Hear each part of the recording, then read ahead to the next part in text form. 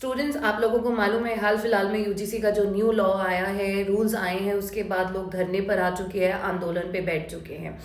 आप लोगों को काफ़ी हद तक जानकारी है, बट अगर किसी स्टूडेंट को अभी तक नहीं मालूम कि एग्जैक्टली हो क्या रहा है और क्या मेन क्वेश्चंस है जो यहाँ से आपको आने वाले समय में कभी भी इंटरव्यूज़ में भी पूछे जा सकते हैं, तो अभी हम जल्दी से आपको सब कुछ बताने वाले हैं इन डिटेल। सबसे पहली बात तो ये आती है कि यूजीसी का जो प्रमोशन है ऑफ द इक्विटी रेगुलेशंस 2026, ये है क्या।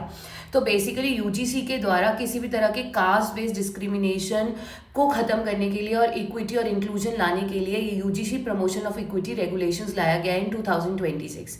अब इसको लेकर इतनी बड़ी कंट्रोवर्सी क्यों हो रही है, बिकॉज इन्होंने रिप्लेस किया है 2012 के अपने रूल्स एंड रेगुलेशंस को, और अब वाला जो सिस्टम है वो पहले से भी ज़्यादा स्ट्रिक्ट है। यानी अगर कभी भी कास्ट के बेसिस पर डिस्क्रिमिनेशन देखने को मिला तो जो सज़ा है वो और भी ज़्यादा कड़ी कर दी गई है। अब ये जो रेगुलेशंस है, ये डिस्क्रिमिनेशन किन बेसिस पर बात करते हैं, चाहे किसी भी तरह का डायरेक्ट या इनडायरेक्ट या एक्सप्लिसिट या इम्प्लिसिट, मतलब इनडायरेक्ट डायरेक्ट फॉर्म में अनफेयर ट्रीटमेंट किया जा रहा है किसी भी स्टूडेंट के साथ on the basis of caste, religion, gender, race, place of birth, disability, तो उसके खिलाफ कड़ी से कड़ी कार्रवाई की जाएगी।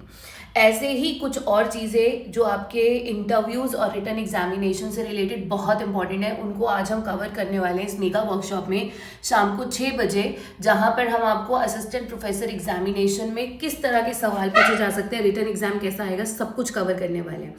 पॉइंट ये है कि आने वाले टाइम में आप जब भी इंटरव्यूज में जाओगे आपसे पूछा जा सकता है आपकी इस बिल के साथ कितनी सहमति है या नहीं। और ये जो बिल है ना कहीं इसकी जो गाइडलाइंस इक्विटी और एक्सेस और इक्वालिटी की है वो भी बेस्ड है आपकी एनईपी 2020 के ऊपर ही।